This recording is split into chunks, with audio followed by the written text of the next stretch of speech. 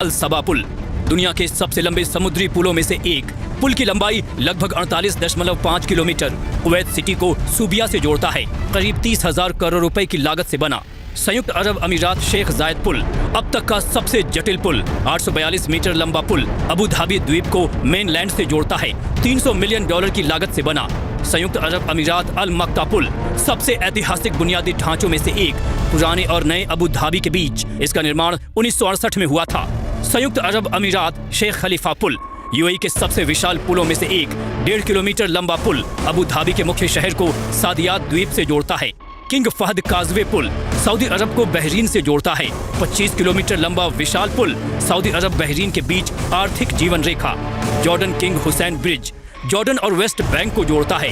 दुनिया के सबसे निचले पुलों में से एक। ये पुल जॉर्डन नदी पर बना है। जॉर्डन वेस्ट बैंक की अर्थव्यवस्था के लिए रीढ़ की हड्डी। जॉर्डन दामिया ब्रिज जॉर्डन नदी पर बने सबसे पुराने पुलों में से एक। नाब्लस और अम्मान को जोड़ता है। माल ढुलाई के लिए खास वैकल्पिक मार्ग। जॉर्डन अब्दौन ब्रिज जॉर्डन का एकमात्र केबल स्टेयर्ड ब्रिज। अनोखा वाई आकार का डिजाइन। इसकी लंबाई लगभग 425 मीटर है।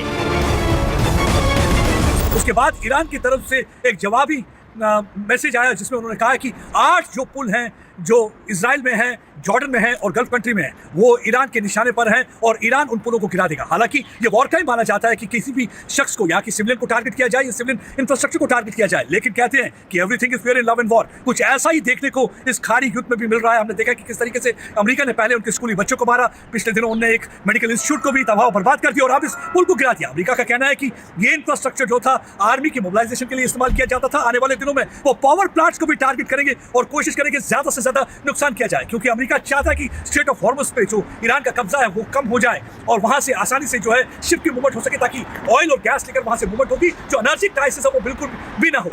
मात्र 24 घंटे पहले ही डोनाल्ड ट्रंप ने अपने 20 मिनट के भाषण में यह कहा था कि वह ईरान को पाषाण युग में पहुंचा देंगे, यानी स्टोन एज में भेज देंगे। अब वह लगातार ईरान के सिविलियन इंफ्रास्ट्रक्चर पर हमला कर रहे हैं। इसी के तहत उन्होंने ईरान के सबसे बड़े पुल B1 पुल पर निशाना बांधकर उसको तोड़ दिया है। बदले में अब ईरान भी कह रहा है कि पश्चिम एशिया में जहां जहां अमेरिका ने इंफ्रास्ट्रक्चर बनाए हैं, सड़कें, पुल, ब्रिजेस का निर्माण किया है, अब ईरान भी उनको अपनी मिसाइलें दागकर ध्वस्त कर देगा।